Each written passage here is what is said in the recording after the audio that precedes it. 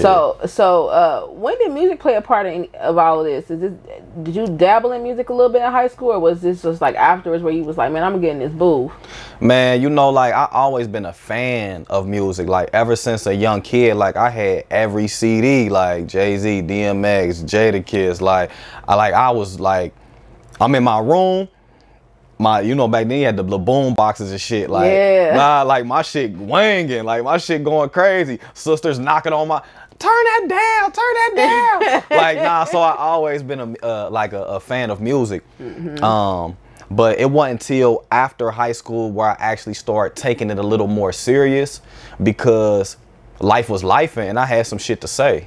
And it was just like an outlet for real. Like, it was a way to vent. Yeah. And I know when you first started off, you were in a group, Cash Addicts. Yeah, Cash Addicts. So was that your first time actually like your attempts to take it serious when you got in the group? Yeah, it was definitely the first time to attempt to take it serious, because we had the in-house producer. We was working on videography, and then it was easy because it was like 6 of us, like in Cash Addicts. So it was like a collective effort, everybody pushing everybody, feeding off everybody. And then, you know, like if you got a dream and people not seeing it, sometimes you get discouraged. But if you got that dream and there's 5 other niggas that got the same dream, it make it easier to see.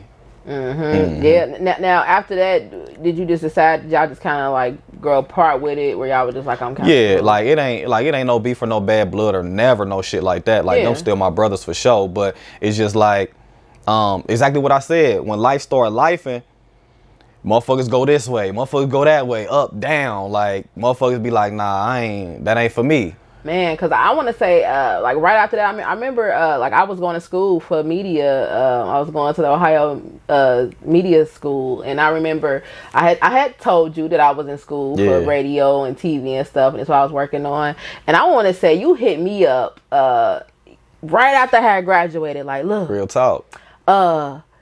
Then you go to school with such and such.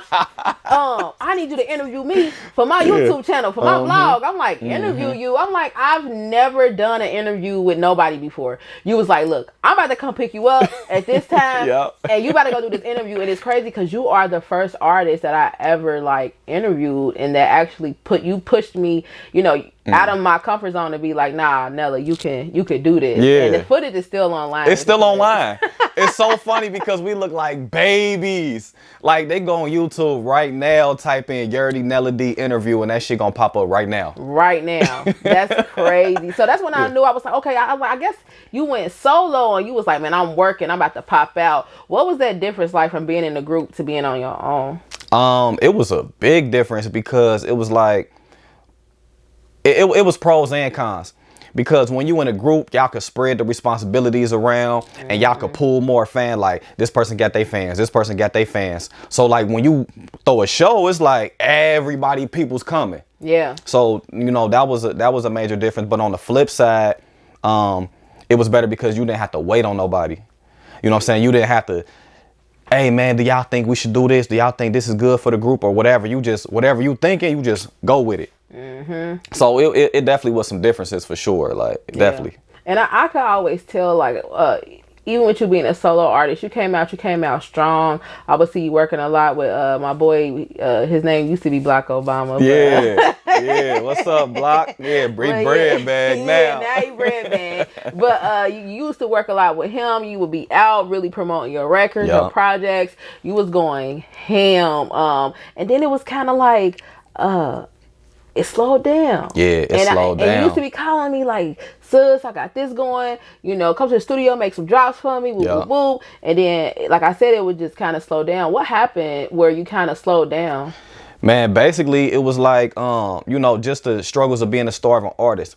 Like, I'm not no person that's going to try to paint an image that is not really me, or paint a picture that, you know, I want people to see. Like, I'm going to just give it to you raw and uncut. You know, 411 uncut shit. Okay. That's the fuck we here to do. And it's just like, nigga ran out of money at the end of the day. Like, when you an artist, everything costs. Like, photo shoots, back then, album covers, getting CDs pressed up, shows, interviews, like everything, beats, studio time is the main thing. Like, everything costs. So it's like, to sustain the level that I was moving at, I had to be making something off this shit. And I wasn't really making nothing off music to reinvest or to put back in the pot and keep the shit going. So, and then I had kids. Like, it's like, damn, like, am I gonna take care of my kids or am I gonna go to the booth? So to me, that was an easy decision. Like, nah, I'm about to take care of these babies. Yeah, for sure. How long would you say the gap was for you? Man, that gap was like 7 years for real. Man. Like, it was a long ass time. Like, but it never died. And crazy thing about it is, I always felt like motherfuckers would be like, damn, bro, you retired? Like, you retired? And I'm like, nah, I'm gonna just pop out when I'm ready. I'm gonna pop back out when I'm ready. And I always felt like, honest to God, I always felt like I can pick the shit up whenever I wanted to.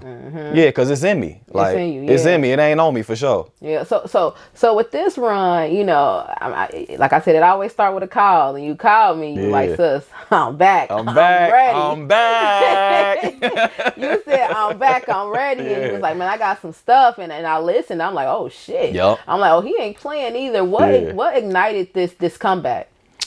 Man, it was just I had a lot of time to reflect and sit with myself, and like, people don't understand the importance of just slowing down. Like, when you slow down, you start seeing things that you might miss, or you start realizing certain things that you did miss. So it's like, for me, I missed music. I miss being creative. I miss being in the atmosphere. I miss writing to my own shit. I miss challenging myself on certain topics and certain flows and shit like that. And I'm like, man, you know what? I'm going to go ahead and knock the rust off. I'm going to get back in the booth, but I'm going to do it for me this time. I don't give a fuck what nobody else think about it. I don't care if they like it. I'm doing it for me. And that's what really ignited the second push. And once I started seeing that it was getting reactions and it was like people was interested, I'm like, okay, like, yeah, we cooking now. Yeah. But sure, I mean, because you came with this Talking Back, you know what I'm saying, record, and you was like, man, I got this video, woo, woo. You hit me up, like, sis, I need this on 411, woo, woo, woo. And I mean, the response from it was like, oh, you here with it. Who did you get in the studio with? Where you been recording at? Who you been working with that's helping you bring out everything right now? Sparks is a fucking genius, man. If y'all not working with Sparks, aka Trackman, man, please hit my brother up. He is crazy. His ear go crazy. Yeah. And he helping you bring to life what you... Yeah, he definitely helping me. Like, so it's crazy that you talk about Talking Back, because so we had did a couple songs before that. But I remember I called him one morning. So Talking Back, I wrote that bitch at like 3 a.m, like just on some random shit. Like, I was sitting on the couch watching Martin. I'm like, I'm getting weak at this nigga. I'm like, bruh, let me do something with myself. Like, let me turn on the beat. First beat I turned on, I said, I was just vibing to it. I said, I started talking to the racks, and they started talking back. I'm like, oh, that's fire. Wrote that bitch down. Wrote the whole song in literally like 40 minutes. Called Sparks soon as I woke up. Bruh, I gotta get in there today. I got some shit to say.